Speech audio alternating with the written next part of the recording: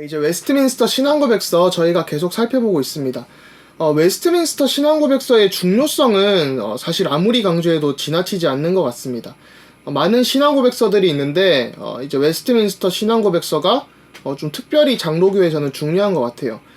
개인적으로는 웨스트민스터 신앙고백서 이외에도 하이데베르그 교리문답을 굉장히 좋아하는 편이기도 합니다. 그래서 하이데베르그 교리 일문답도 성도의 위로 이런 걸로 시작을 하게 되는데 우리에게 위로가 필요한 것들이 참 많은 것 같습니다. 제 주변에도 보면 또 저를 봐서도 그렇고 저희가 참 생각할 점이 많고 뭐 많은 일들을 저도 겪어 나가고 또 예전에 뭐 하루는 교통사고가 나고 교회에 가니까 이게 진짜 교회에 한 번 한 번 온다는 게 참 쉽지 않은 일이구나 이런 생각을 하게 되면서 무엇보다 우리의 삶을 아무리 어떤 위기와 고난이 있어도 하나님께서 보이지 않는 손으로 이렇게 이끌어 가시는구나, 그런 섭리가 있구나 라는 것을 좀 많이 묵상하게 됩니다.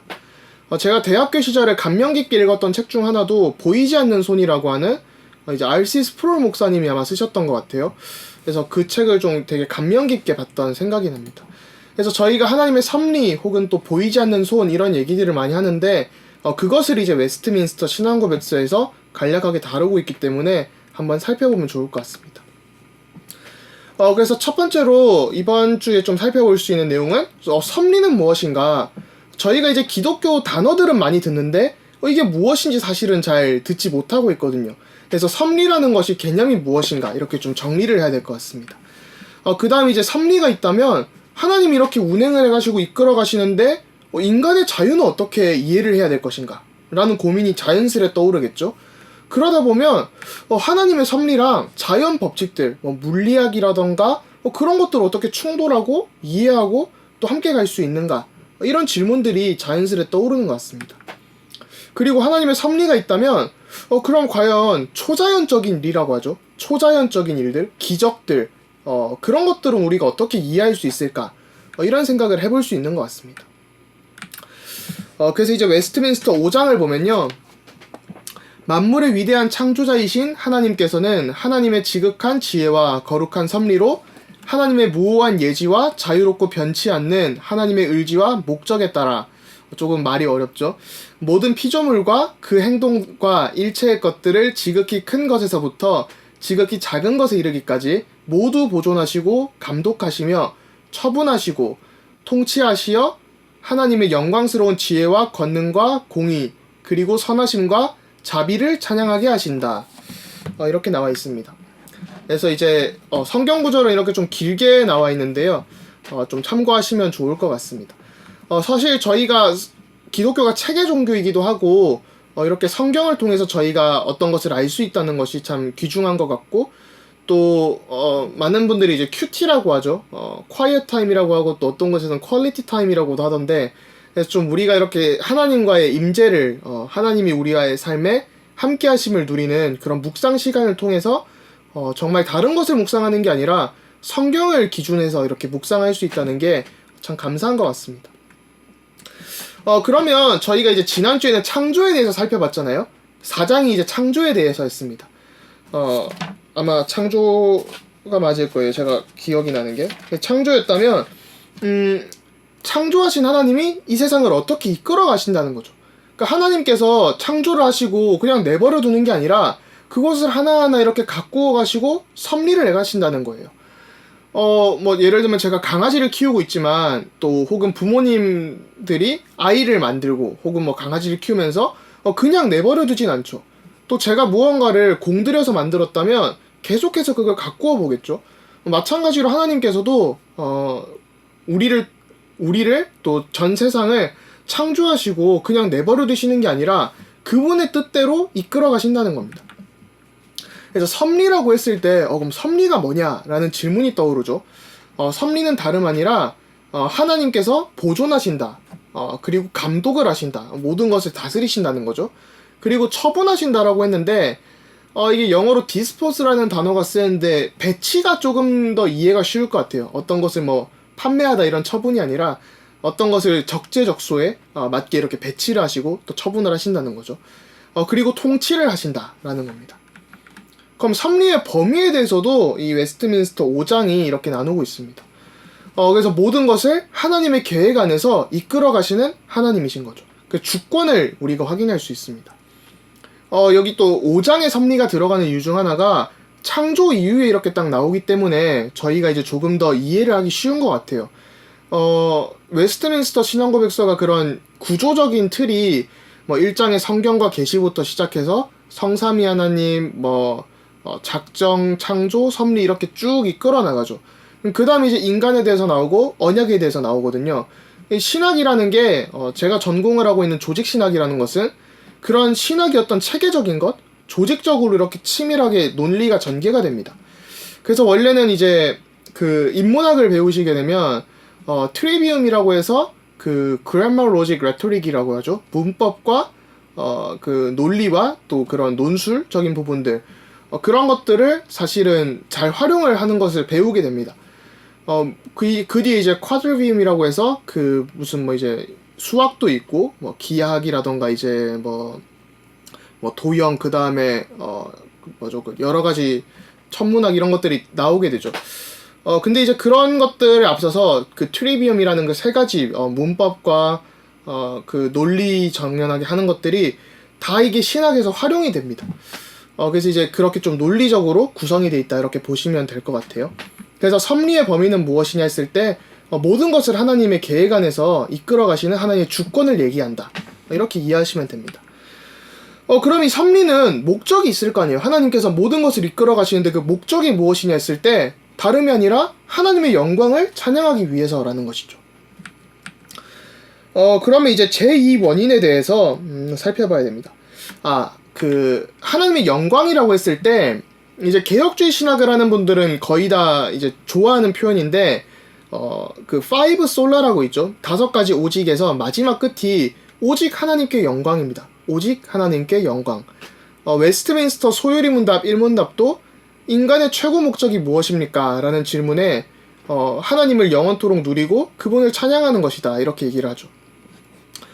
그래서 이제 저희가 하나님을 누린다고 할 때 즐거워야 한다 이런 건데 하나님을 찬양하는 게 목적이죠. 그래서 개혁주의 신학자들은 솔리데오 글로리아라는 그 SDG라고 하죠. 대문자 앞을 따면 SDG가 됩니다. 그 SDG를 그 책을 쓰고 나면 이제 SDG라고 짧게 마크를 하면서 내가 하는 모든 일은 하나님의 영광이 되기 위한 것이다. 이렇게 나누기도 합니다. 그 다음에 제2장을 살펴보게 되면요. 제1 원인이 되시는 하나님의 예지와 작정에 따라 모든 일은 변함없이 또 오류 없이 일어난다. 그러나 하나님은 동일한 섭리로 이 모든 일이 제2 원인의 본질에 따라서 필연적으로 자유롭게 또는 우발적으로 일어나게 정하셨다. 이게 말이 조금 어려울 수 있는 것 같아요. 제1 원인이 되신 하나님과 제2 원인의 본질 이런 것들을 나누게 되죠. 이거는 이제 그 개혁주의 신학자들이 종교개혁을 할 때요. 종교개혁은 그냥 갑자기 일어난 게 아닙니다. 영어로 얘기하자면 갑자기 하늘에서 떨어졌다도 아니고 진공상태에서 나온 것도 아니에요. 한국어로도 이런 표현이 있는지 모르겠는데 영어로는 이제 vacuum에서 갑자기 그러니까 진공상태에서 등장한 게 아니다 이런 거나 하늘에서 떨어졌다 이런 표현을 즐겨 쓰더라고요.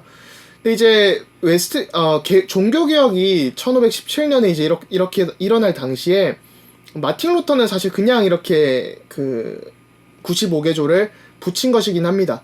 그런데 그 뒤에 배경에는 인문학적인 열풍과 르네상스가 있었어요. 인문학적인 르네상스가 그러다 보니까 어떤 인본주의라고 하죠. 그 인문학으로 돌아가자. 그래서 근원으로 돌아가자라고 해서 아드폰테스라는 그 근원으로 돌아가자라는 뜻이죠. 그래서 이제 그 성경을 우리가 읽어야 된다. 이렇게 하는 움직임들이 있었습니다. 그런 인문학적인 것을 공부하는 인문학주의, 인본주의라는 것이 있었죠. 그래서 영어로 휴머니즘이라고 하는데 또 르네상스도 있고 저희가 얘기하는 그 사람 중심주의랑은 좀 다른 그런 주의죠. 그래서 그 인문학적 열풍이 불 때 사용됐던 것이 플라톤이 아니라 아리스토텔레스라는 철학입니다. 아리스토텔레스의 철학을 이용을 하면서 중세 스콜라주의, 또 스콜라주의의 철학자들이 아리스토텔레스를 좋아했죠. 활용을 하면서 그런 것들이 활용이 되고 또 이제 아퀴나스도 나오고 그런 일들이 벌어집니다. 그래서 그 아리스토텔레스나 아퀴나스의 그 철학과 신학 체계를 보면 작용인과 결과라는 것이 등장을 해요. cause and effect라고 영어로 얘기하는데 어떤 원인이 있으면 결과가 있다는 거죠. 또 어떤 결과가 있으면 어떤 원인이 있다라는 겁니다. 예를 들면 야구 선수가 이렇게 배트를 휘두르려면 공이 던져질 때 그 배트를 맞춰 해서 이렇게 공이 날아가게 되겠죠. 그런 것처럼 어떤 원인이 되는 작용인과 또 결과라는 것에 초점을 맞췄습니다. 그래서 모든 일이 세상에 일어나는 것은 그런 어떤 인과관계가 있다는 거죠. 그 인과관계가 뭐냐 했을 때 하나님이 제일 원인이시다. 모든 것을 창조주신 하나님이 제일 원인이시다라는 거예요. 그럼 제2원인이라는 표현은 제일 원인인 하나님과 제2원인인 하나님과 다른 것들을 구분하는 겁니다. 그러니까 이제 제2원인에는 뭐 저희 같은 피조물들의 결정이 포함되겠죠. 예를 들면 뭐 저는 굉장히 결정장애가 있는 사람이거든요.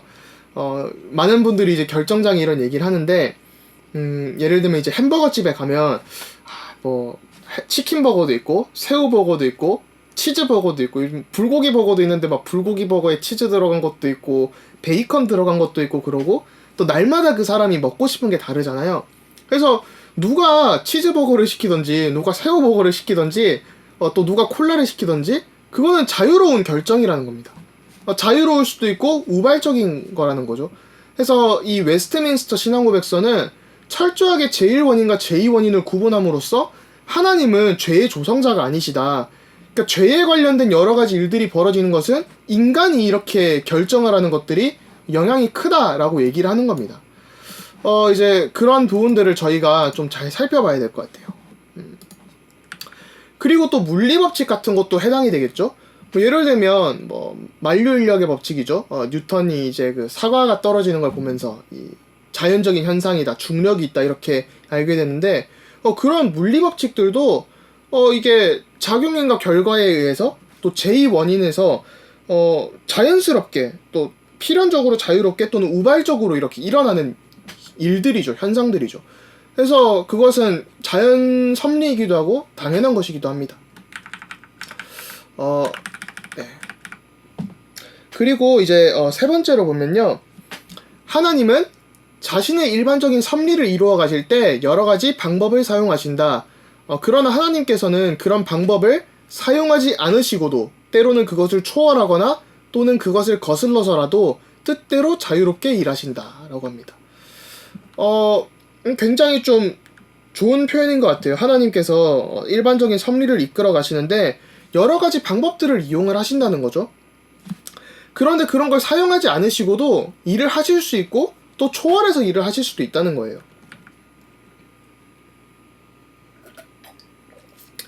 그래서 이걸 그 3장은 이제 기적적인 부분에 관한 겁니다. 기적에 관한 부분인 거죠. 그래서 죽은 자를 살리실 수도 있고 또 물을 포도주로 바꾸실 수도 있고 또 이제 뭐 부활에 관련된 부분이 크죠.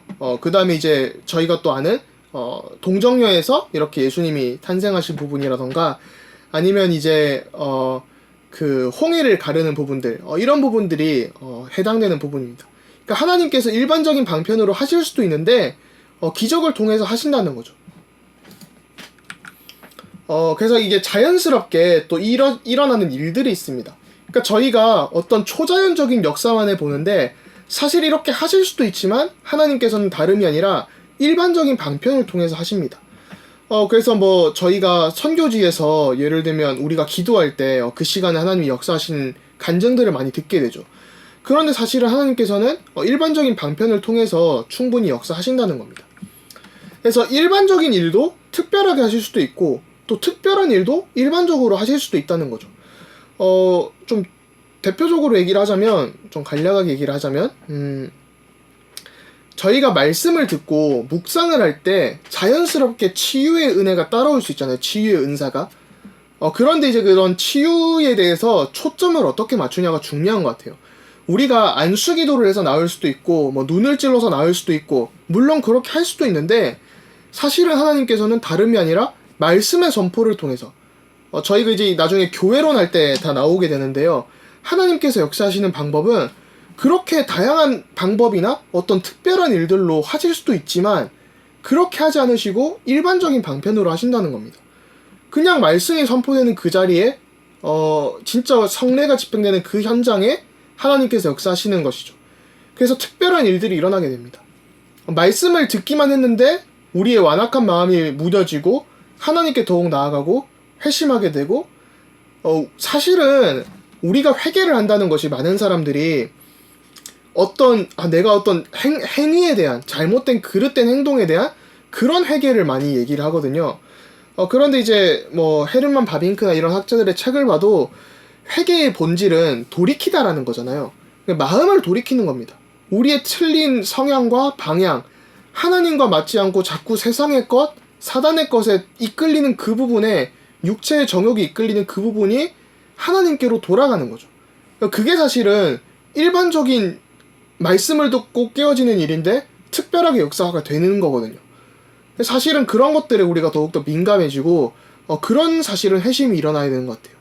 그러니까 뭔가 우리가 울부짖고 이런 것도 필요하지만 또 물론 하나님께서 필요하다면 지금도 물도 포도주로 바꾸시고 홍해도 가르시고 영도 태종대 앞바다를 가르시고 하실 수도 있지만, 그렇게 하지 않으시고 일반적인 말씀 사역들로 역사를 하신다는 거죠. 물론 이제 이 부분을 조금 더 깊게 생각을 해보면 그런 질문도 떠오릅니다.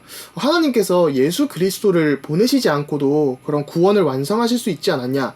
이런 질문들이 떠올라요. 그래서 여기에 대한 많은 신학적인 논쟁들도 있습니다.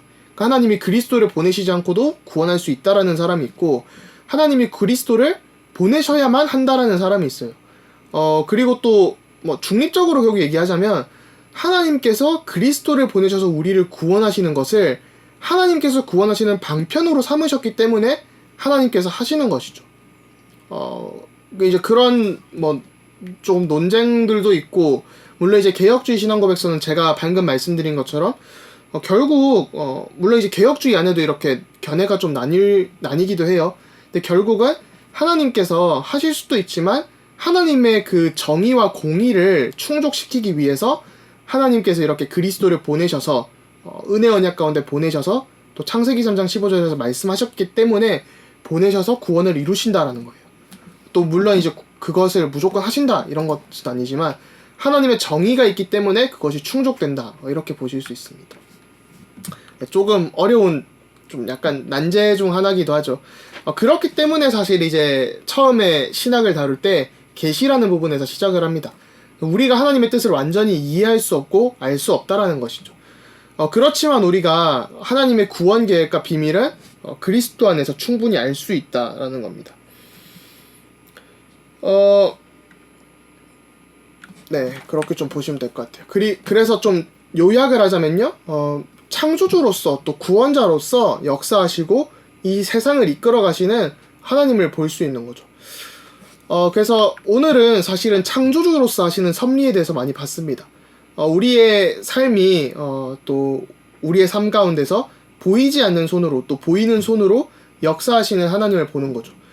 이 섭리의 범위는 모든 것에 적용이 됩니다. 그래서 예를 들면 일반 은총이라고 하죠. 우리가 구원을 특별 은총이라고 하잖아요. 하나님께서 택하신 자에게만 주시는 구원의 은혜. 그리고 일반 은총이 있죠.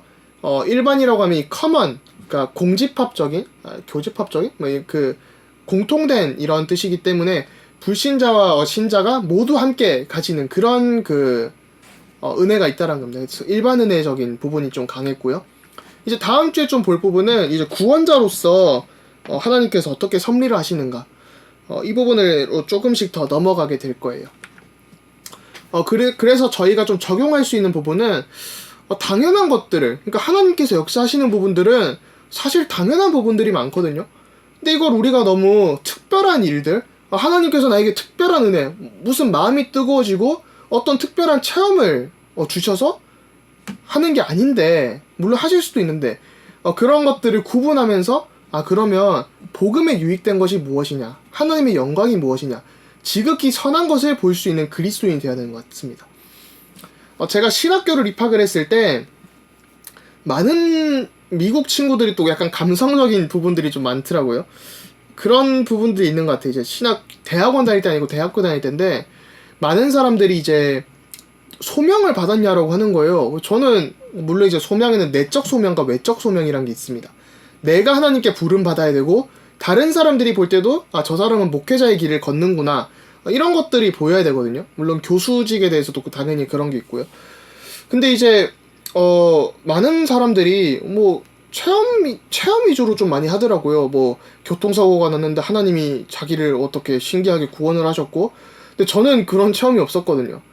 저는 솔직히 전혀 그런 체험이 없었어요. 그냥 하나님께서 마음을 주셨고, 그 다음에 또 물론 전도 현장에서 전도하다 보니까 아, 내가 이게 진짜 신학을 하고 싶다 이런 생각이 들었고, 그렇기 때문에 자연스럽게 인도받아 오면서 이렇게 소명이 생겼는데, 너무 체험 중심으로 하다 보니까 그런 체험이 뭔가 흔들리는 부분이나 자기 가치관이나 세계관이 흔들리는 그 시점이 오니까 그만두게 되더라고요. 또 지속할 원동력이 없어지는 거죠. 그래서 어떤 특별한 체험보다는 사실 우리의 일상 가운데 역사하시는 그 하나님의 임재, 손길을, 나와 함께 하시는 하나님을 묵상 시간을 통해서 더욱 누릴 수 있어야 되는 것 같습니다. 그래서 당연한 것들을 구분하면서 좀 상식이 있으면서 지극히 선한 것을 볼 수 있는 그리스도인이 되어야 되는 것 같습니다. 그래서 하나님의 보이지 않는 손길들을 저희가 의지할 수 있어야 되는 것이죠. 또 그리고 모든 것, 나를 통해서, 특별히 나를 통해서도, 우리 교회를 통해서도 하나님의 영광이 드러나도록 해야 됩니다. 저도 많은 것들, 요즘 문제들도 많이 보지만 그 문제들을 판단하는 기준이 사람을 살리는 것이 되어야 되고, 하나님의 영광이 어떻게 하면 나타날 수 있을까, 교회가 어떻게 세상의 빛과 소금으로 나타날 수 있을까, 이런 것들을 묵상을 해야 되는 것 같습니다. 그래서 뭐 예를 들면 교회가 사실은 많이 시끄러울 때 세상 법정에 송사하는 문제라던가 이런 것도 한번 생각을 해봐야 되죠. 바울은 세상 법정에 송사하지 마라 이런 가르침도 했었죠. 그래서 그런 문제는 어떻게 우리가 지혜롭게 다뤄야 되나, 이런 것도 생각을 해야 되고, 제가 약간 이걸 끝할지 지금 할지 고민이 되는데, 최근에 이제 페이스북에 글을 하나 썼던 게, 제가 위러브라는 찬양팀과 사실 개인적으로 친분이 좀 있거든요. 한국에서 요즘 가장 핫한 찬양팀 중 하나인데, 찬양팀 보고 핫하다는 게 참 옳은 표현인지는 모르겠습니다만 젊은 층에게 이렇게 많은 인기를 얻고 있죠. 참 많은 좋은 찬양들을 뽑는 것 같아요. 많이 작사 작곡을 하는데, 제가 이제 위러브를 시작할 때 저희 학교 선배가 그걸 했다 보니까 처음에 좀 많은 얘기들을 같이 하고 했었습니다. 그래서 좀 잘 아는데, 그 중에서 이제 막 공감하시네라는 찬양이 있는데, 뭐 위러브를 이제 공격하는 쪽에서는 그게 세월호 사건의 묵상을 하면서 이렇게 하나님이 우리 아픔에 공감을 하신다라고 지었다고 하더라고요. 그래서 저는 뭐 그럴 수도 있다 이렇게 했는데, 사실 저는 지극히 선한, 세월호 사건이 이제 뒤에 좀 정치적인 이슈들도 있었잖아요. 그래서 이제 그런 말들이 나오는 것 같은데, 이제 제가 아는 한 청년이, 한 대학생이 경주 마우나 리조트에서 그때 눈이 많이 와서 불법 증축으로 인해서 이렇게 깔려 죽는 사건이 세월호 아마 뒤엔가 바로 있었죠. 전엔가. 그때 이제 아버님 되시는 장로님이 유족들에게 위로 보상금이 나온 것을 바누아투라는 섬나라에 이렇게 유치원을 세우시는 것을 봤습니다. 그래서 딸이 선교사가 되고 싶었는데 그 돈이 가장 어떻게 쓰일 수 있을까? 사실 부모로서 자녀가 죽은 그거 보상금을 쓸 수가 없잖아요. 사실 참 마음 아픈 일인데, 그것을 이제 바누아투라는 섬나라에 더 많은 꿈들이 자라날 수 있게 유치원을 이렇게 설립하고, 딸 이름으로 이렇게 펀딩이 되어지고, 또 선교사들이 일어나는 걸 보면서, 진짜 그리스도인이라면 우리가 문제 사건을 볼 때, 물론 그게 쉬운 결정이 아니지만, 그런 지극히 선한 것들, 하나님의 계획을 항상 물을 수 있어야 되는구나. 저희가 성경 여호수아서를 봐도 하나님의 계획을 묻지 않을 때 이스라엘 백성들이 대패를 했죠. 그런 것처럼 하나님의 계획을 항상 묵상할 수 있고 물을 수 있는, 그래서 지극히 선한 것을 분별할 수 있는 그리스도인이 되어야 되는구나 싶습니다. 그래서 우리에게 닥치는 문제들이 왜 이럴까? 하나님 살아계시냐? 이런 원망들이 나올 수도 있지만, 하나님이 살아계시다면 왜 이런 일들을 허락하셨을까라는 질문을 하면서 더욱 하나님에서 보이지 않는 손길을 볼 수 있는 그런 그리스도인들이 되는 것이 참 중요하다는 생각을 합니다. 네, 그래서 이번 주는 이렇게 끝을 내도록 하겠습니다. 네, 감사합니다.